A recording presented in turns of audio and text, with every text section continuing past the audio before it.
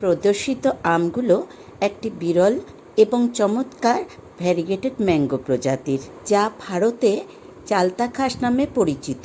এই আমের গায়ে সবুজ এবং হালকা হলুদ বা ক্রিম জাতীয় বর্ণের চমৎকার মিশ্রণ বা ডোরাকাটা প্যাটার্ন দেখা যায়।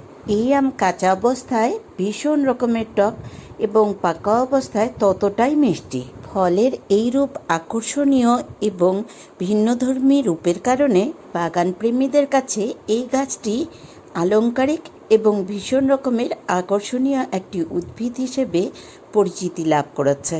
তবে এই আম মিষ্টি হলেও এতে ফাইবার অর্থাৎ আঁশ যথেষ্ট পরিমাণে আছে, তাই আঁশযুক্ত আম আমার খুব একটা পছন্দ নয়। আমি এই আমটিকে মিষ্টতার দিক থেকে 10-এ 10 দেব, তবে আঁশযুক্ত হওয়ায় এই আমকে সর্বোপরি আমি 10-এ 5 দেব। তবে বাহ্যিক সৌন্দর্যের কারণে এই আম ছাদ বাগানকে যথেষ্ট আকর্ষণীয় করে তোলে।